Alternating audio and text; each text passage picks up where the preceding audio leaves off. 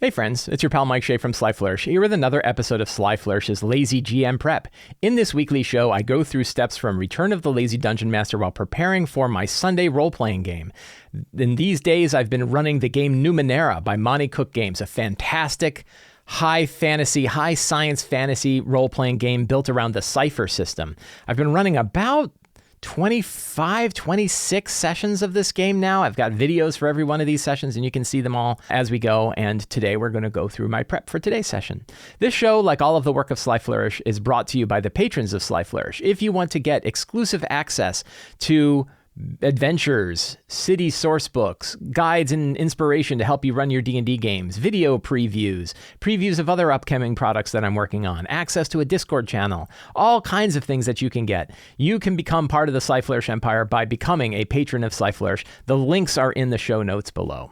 And to the patrons of Sly Flourish, thank you so much for all of your support and helping me put on shows like this. We did not have a game last session. That was expected when I did my prep. I did the prep show anyway because I knew that I needed to do some homework ahead of time. So I knew I wasn't going to have enough players to run. And I have enough players to run today, but I only have 3. So it's going to be me and 3 players. It's the middle of summer. One of my players is moving, so she needs a lot of time to help get prepared for the move. 2 others are on travel and on vacation. So we have a lot of people out, and I don't really have any backups for this game. And it's late enough in the campaign that bringing in brand new, fresh backups really isn't ideal. So instead, I'm like, well, where are we in the game right now? And can I run a good session with only 3 people? And I think the answer to that is sure. I think definitely we can, because we're really doing kind of a big dungeon crawl. And I don't think if it was like the end of the campaign, we're closing in on the end of this campaign. And certainly I want to make sure that I would like to have at least 5 of the 6 people there for the ending of the campaign, as much as I can. But I don't want to limit. But when we look at the game and say, there's really like the stuff that's going on now, it's important, but it's not a big conclusion of the scenario. They're not like in the middle of a big battle. They're not fighting a great big boss. In this case, they're really going on a little mission. So that mission can work well with only 3 people. I don't know that I think I've run another session in Numenera where we only had 3 people, and it was fine. Like everybody still had things to do, and you can tune it pretty well. We're like 4th edition. Or 5th edition D&D, definitely when you have 3 people, you have to remember that there's this, geometric drop in power that exists, which is really kind of an interesting thing. In fact, that might be a fun little tip. One of the things that's important to understand when you think about the amount of power that the characters bring to the table is that the number of characters doesn't scale linearly. If you add characters beyond 4, every character you add has a synergy with all of the other characters that make that whole more powerful than just adding 1 extra character. If you go from 4 to 5 to 6, the power gain from that, the amount of synergy that those characters have with one another, the amount of capability that the group overall has is greater than just that linear gain of 4 to 5 to 6. The same is true if you go in the other direction. If you go from 4 to 3 to 2, the amount of synergy that those characters has goes down. And this is sort of a geometric drop in power, or a geometric increase in power. It does not go up linearly. The amount of power is dropping down. So that's a very nerdy idea, but it actually matters in play. When you're thinking about the number of monsters or the power of those monsters, the threat that those monsters bring, when you're considering that for your group, if you understand that the geometric increase in power from 4 to 5 to 6 or from 4 to 3 to 2, when you know that that is not a linear, you also want to be thinking non-linearly about the number of monsters. It means that you want to have far fewer monsters when you have characters fewer than 4, and maybe far more monsters when you are going above 4. And DMs who run games certainly see this. They're like, wow, all of a sudden we had a 6th character and now it's really hard to threaten everybody. And that's that reason, especially against like a solo monster. That solo monsters, because of the lack of the action economy alone, solo monsters are going to have a much harder time challenging 6 characters than they would challenging 4 characters. Part of that is the action economy, the sheer number of actions that they get. But the other part of it is the amount of synergy that those characters have, that every character has abilities that help other characters. If you have multiple spellcasters with healing, that is way different than if you have only one spellcaster with healing, or if you don't have any with healing. That is going to change things quite a bit. So it really changes things. So it's worth remembering the geometric increase or decrease in character synergy that occurs when you have characters, when the number of characters changes from 4 to 5 to 6 or from 4 to 3 to 2. So keep that in mind next time you're running your games. So last week we were preparing for the characters to infiltrate a location known as the Shield Below. The current scenario going on in my Numenera game is that the characters are in the deep. And by in the deep, we mean deep in the ocean, that they've already handled all of their big problems occurring on the surface. They've used massive amounts of technology, satellites with tungsten rods that can nuke facilities from orbit. They've used all kinds of stuff. An army. They have an army of about 6,000 soldiers that can teleport basically anywhere, and they use those as shock troops to make sure to defeat their enemies. But they don't have any of those capabilities underneath the sea. And their villain, the Fourth Emperor, is operating beneath the sea. The Fourth Emperor is actually beginning to emerge from its world, its other world, into our world, into the world of Numenera, through a throne, through a big portal in this place known as the Throne of the Fourth Emperor, which exists in the drowned city of clay. The characters, their connection to the data sphere is currently cut off by this place known as the Shield Below. It's a massive ancient machine that is able to block the data sphere from reaching down here into the deep. So they're going to have to go to the Shield Below and disable it so that they can get all of these resources that they have, mostly that army of 6,000 soldiers. If they can get that army down, they are in a much better state to be able to wage war against the fourth Emperor.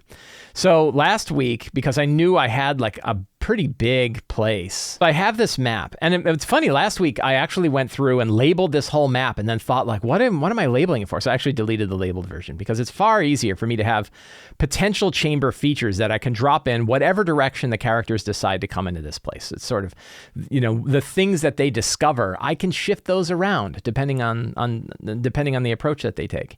And now I know that I probably want today's session to go a little bit, I'm going to need more material for today's session because I only have 3 characters. And when you have 3 characters, the game moves much faster. It's very fast for 3 characters to get through a lot of content because there's a lot less back and forth chatter. There's a lot fewer turns that characters take even when they're just exploring a location, which means I might move some of those keys around. When I talked about keys, this idea that in order to get to this central chamber, they need to have a key, they can spend more time exploring this location in order to recover the key to open that chamber than if I wanted fewer.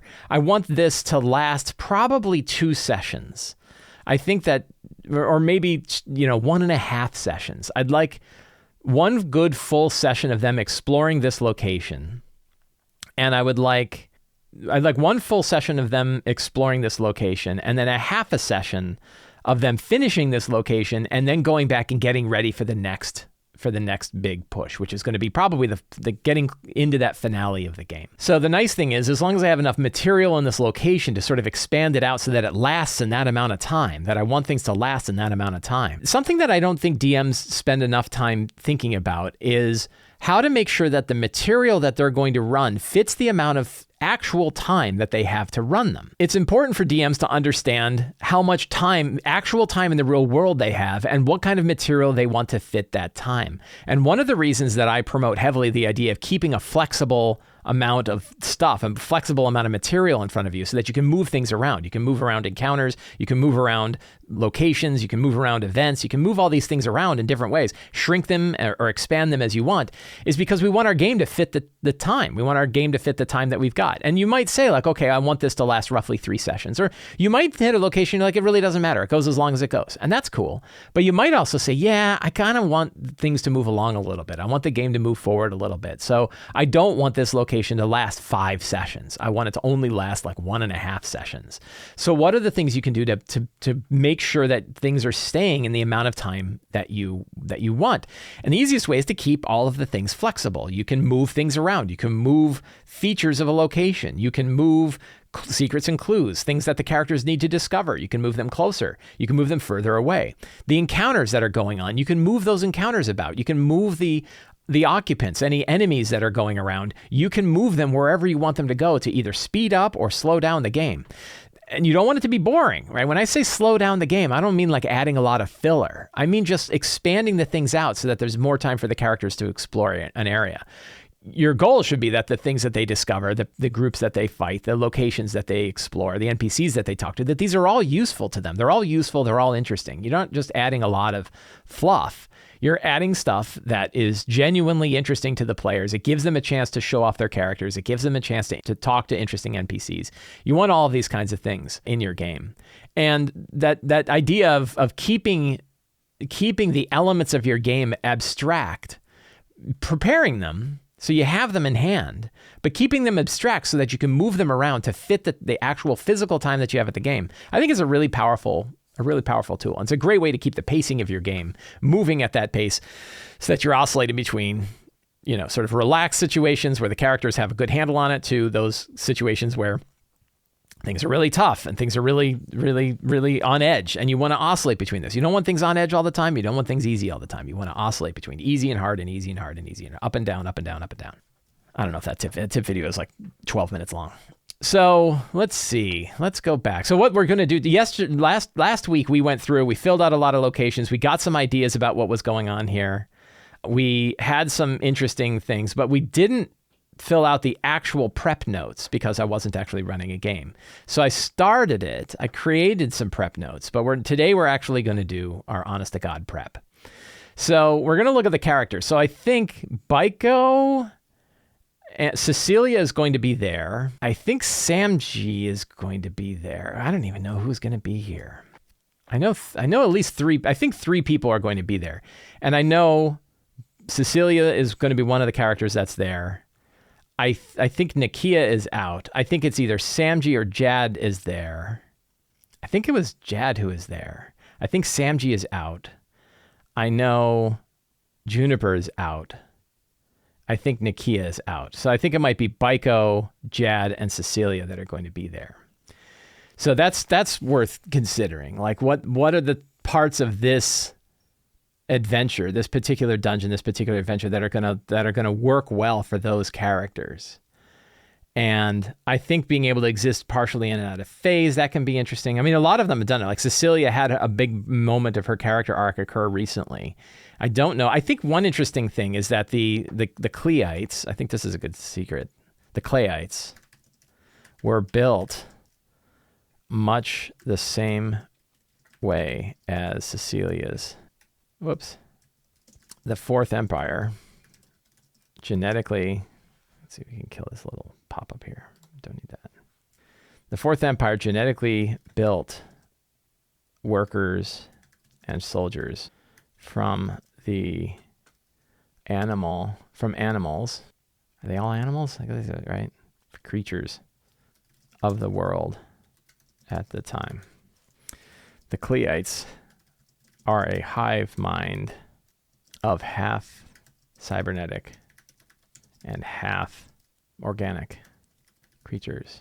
I really think of the Cleites as being very Borg-like. I just watched Star Trek First Contact, which had lots of Borg stuff in it, and I'm taking a lot of inspiration from that because I enjoyed it, and I think it actually fits. I think it fits pretty well here. So that, yeah, some of those secrets. I think it's trying to dig into the characters' backgrounds and draw secrets out of that, I think is really useful. For Baiko and for Jad, I'm thinking about their characters. I'm not sure what sort of connections their characters might have to like underwater sea creature kind of things. I'm not sure. It would be particularly interested for a character who rides the lightning to be able to ride the lightning underwater. I think there's fun things that we could do there.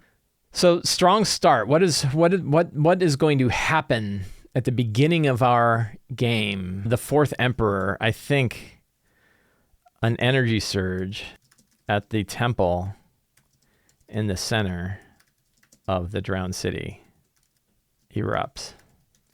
The Fourth Emperor is beginning to arrive.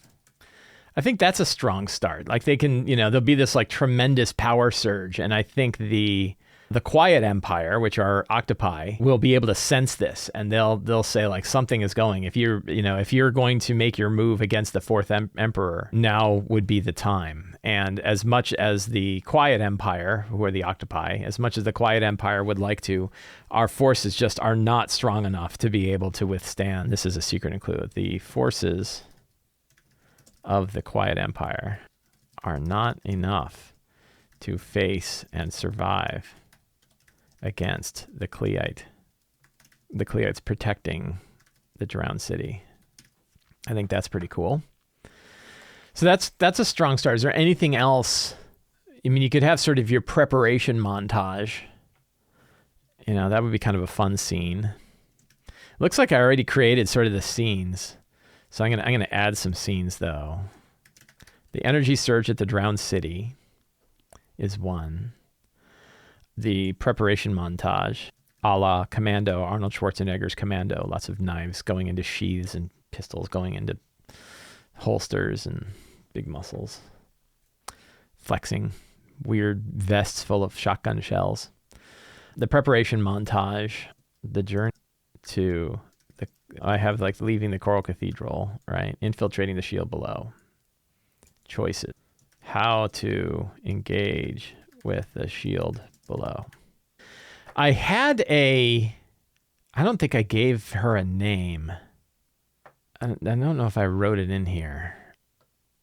But I liked the idea that there is a single creature, Selphia. Yeah, Selpha, the first herald of the Fourth Empire. Let's see, a chamber containing the brain trust of the shield below. Selpha, the first herald. Is that the first herald? Third herald? I think we'll have third. Selpha. So one of the secrets is that the shield below is protected and operated by a central intelligence known as Selpha. Known as Selpha, third herald of the Fourth Empire. An ancient octopus, cybernetic octopus. Selpha is millions of years old, continually reconstructed by the technology of the Fourth Emperor in a similar fashion to Cecilia's, only organic instead of crystalline. Organic nanotech instead of crystalline. So that could be fun. What other aspects are there? I think while the shield below blocks the connections between the datasphere above and the one below, it also uses its own datasphere to connect the hive mind of the Cleites. The shield below is the primary node, the primary vertex. I get angry cats. The primary vertex. So, yeah. So I think like them I think the shield below does more than just block the datasphere above. I think it is a single facility, a massive machine that also operates the datasphere down here. I don't think it is like it's not like if you blow this place up, it'll destroy the datasphere. But I think it's a central vert that exists here. I think that would be cool. What else? What other secrets might the characters learn here? The throne of the Fourth Emperor, is protected by thousands of Cleites. I think that is more than any group, including the Quiet Empire, could take on once. But it could be destabilized by using the shield below and attacking it with the Glistening Army. The Glistening Army is their group of super soldiers that they rescued and recruited, that are all people like Samji. One of the characters, Samji, is a cybernetic person, and they have found other cybernetic people. and they turned them into an army. And the thing that this army can do is they can travel in and out of the data sphere at will, as long as there's a connection point. They don't need a Virtus to do so, which means if they can open up the connection between the data sphere above and the data sphere below, suddenly they have 6,000 soldiers on their side. This is a big advantage. So that's pretty cool. Other things that they can learn here in the shield below. If we look at the shield below and we think about, let's do a review of the things that we had kind of done last week. So we have an altar to Selpha, the third herald. Looks like a high priestess of the original fourth emperor. Chamber of heavy water, highly radioactive million-year-old runoff from the power sources of the shield, ancient armory, humanoid and non-humanoid weaponry of the Cleites. Examples of the races of the Fourth Empire created, including bee people, early Argolians, maybe even humans, aquatic creatures, and so on. Representation of the hex. I think, yeah, so the hex, that is another secret. I think we can put in a secret about the hex. I think we had the secret before, but I don't think we revealed it. The hex was engineered by the nanos of the Fourth Empire as a universal sentient nanite that could be molded into any creature or construct that they needed. It became too sentient and broke away from the drive of the Fourth Empire. So that matters.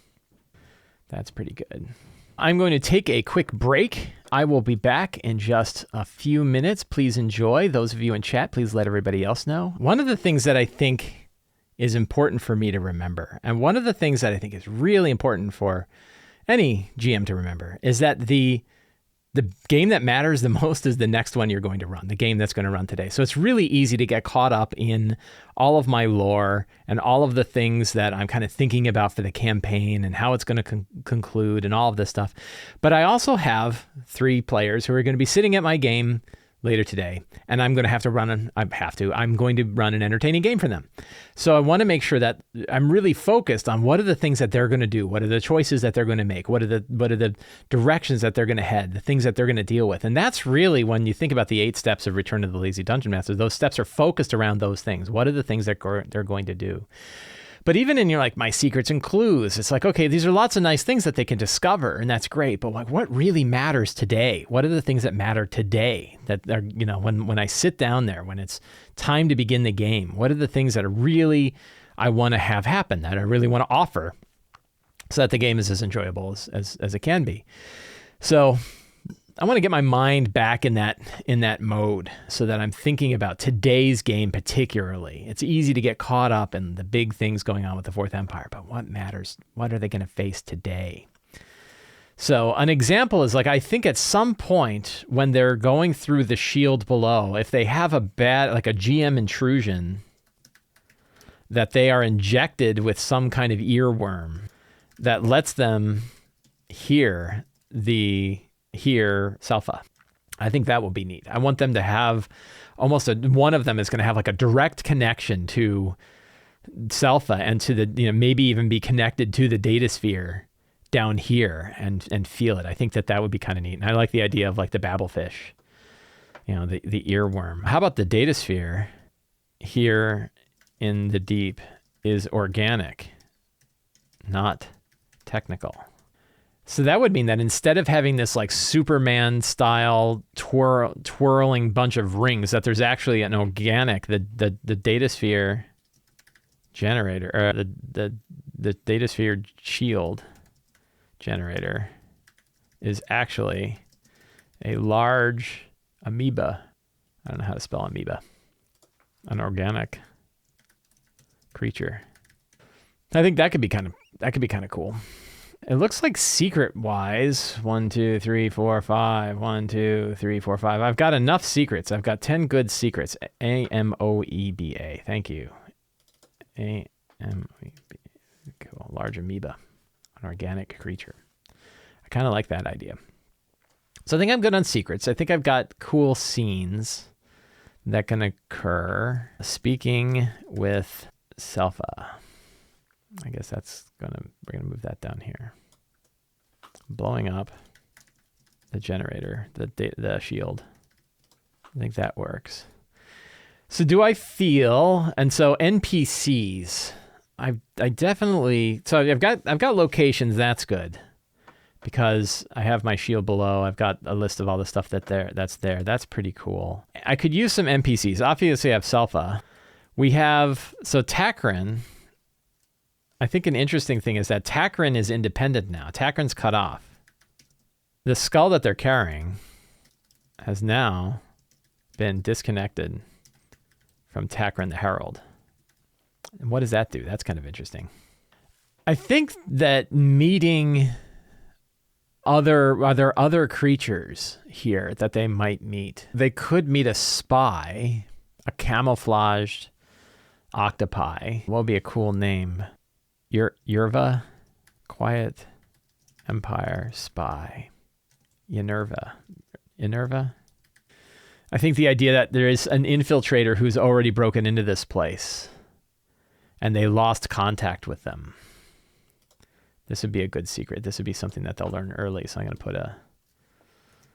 put a early secret, which is the Quiet Empire sent in a scouting party.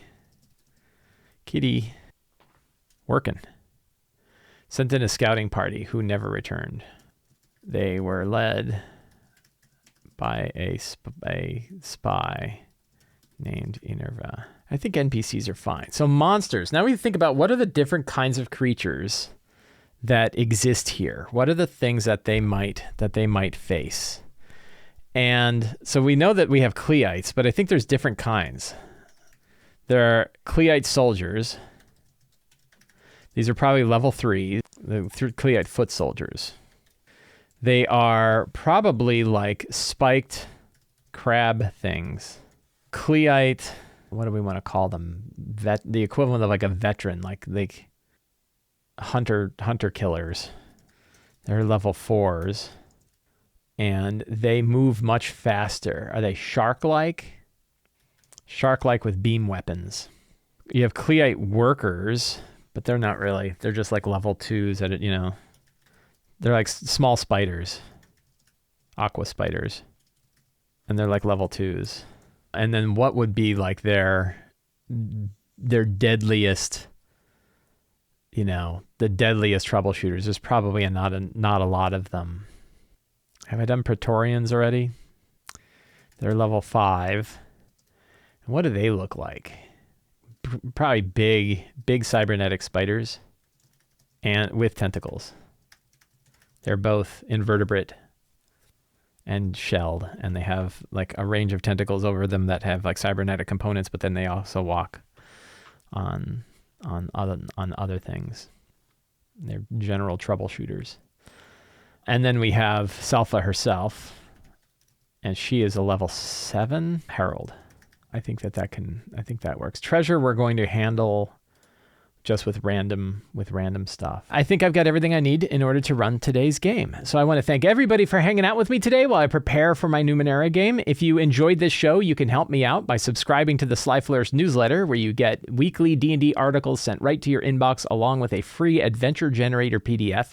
You can pick up any of my books in the Sly Flourish bookstore. There is a link to the bookstore in the show notes below, including physical copies of Return of the Lazy Dungeon Master, the Lazy DM's Workbook, and the Lazy DM's Companion are all available. You can join the Sly Flourish Patreon. The link to my Patreon is in the show notes below. Patrons get access to all kinds of cool exclusive material and also help me put on shows like this. You can also like my video, subscribe to my video, leave a comment, share it with your friends, and spread the word that we do here. Thank you all very much. Have a great day, and get out there and play a role-playing game.